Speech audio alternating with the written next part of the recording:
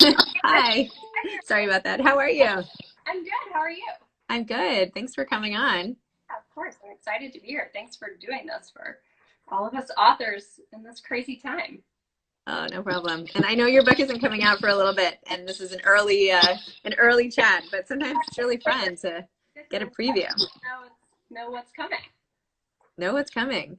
Yeah. Could you tell everybody what is this book about and why did you write this? Why voting? Why do you care? Why is it important for all of us? Absolutely, I can do that. So I think so many of us would be surprised at how many Americans don't show up on election day. So the overall goal of the book is to increase voter turnout by providing all the resources that first-time voters might need to vote, but also for those of us who show up every time, how we can make sure that our friends and family and colleagues all vote as well. So I felt like the best way to do that is to make us all feel more educated about the electoral process in the country. So I wanted to talk about the book's kind of in three sections: the history of how we went from a country where mostly only white males that own property could vote to where we are now, where everyone over 18, almost everyone, is eligible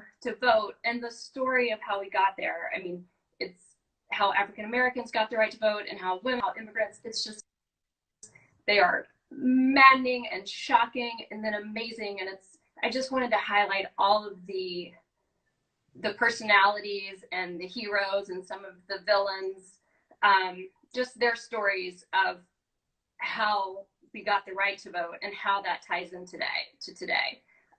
Because when you look at the past and what happened, and the ways people used to keep people from voting, a lot of that still happens. And I think it's important for us to understand it and recognize it and learn how to fix it. And the fixes are often fairly simple if we sort of put our minds to it, and many of them will help all of us vote in a more convenient way. And so Like that's, like like what? Like what's something we should do differently that would make things better? well, some states have laws where you can register on election day. So, um, you know, you aren't previously registered, you realize, hey, the election's happening, and you go show up to vote, you can register and vote the same day. Whereas places like Texas, you have to register 30 days in advance. And, even in New York, we didn't have early voting until just now. So states do it so differently, and even being educated on how your state does it and knowing where to find the resources to answer your questions and what's on your ballot. It can get complicated even if you have the best of intentions.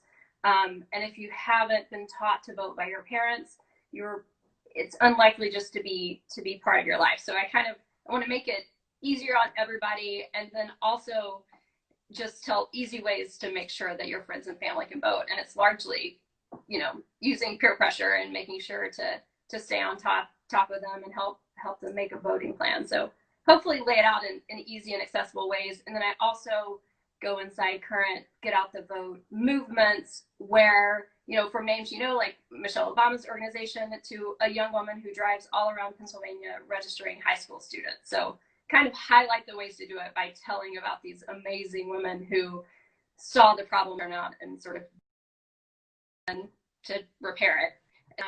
Sorry, Second section is explainer chapters of voting topics that even the most educated voter finds confusing. So gerrymandering is just a morass of law and politics, and it's just, I wanted to kind of explain it in an easy way. And then the same is true about polling and how to look at polls and understand what's happening, and then news literacy, and then the ever important electoral college and how it works and why we have it and should we still have it and all of those things. So try to cover any question you may have about voting, but in a straightforward, accessible, and I try to be a pretty concise way.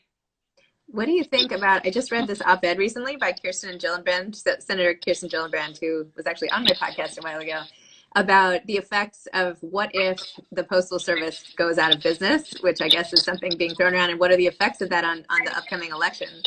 That the thought of the Postal Service not being around for the election is a really, really huge deal. I'm hopeful that won't happen, but because of coronavirus, vote by mail has become all of a sudden just a very important issue. Some states already vote by mail, so vote by mail isn't a crazy concept. Many Californians vote by mail. Utah is going to vote almost completely by mail. Colorado, they mail everyone ballots. So it's not a crazy concept, but the rest of the states are going to have to work really hard to get up to speed on it. And like anything else with voting, some states make it difficult.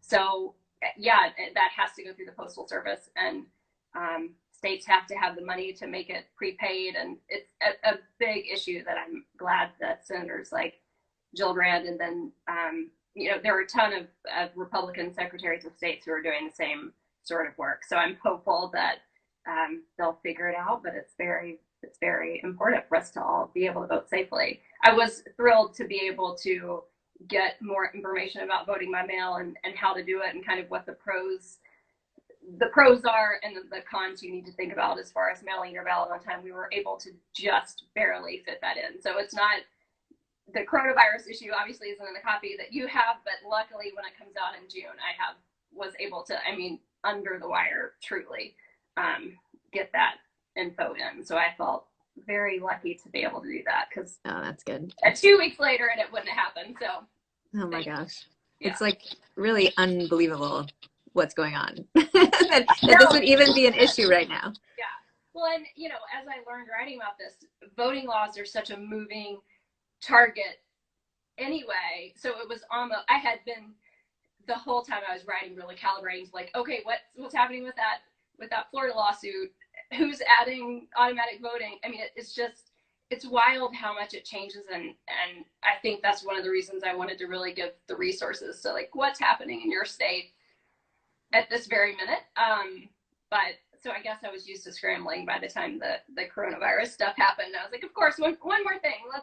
Let's throw it in there. So are you like a big history buff in general?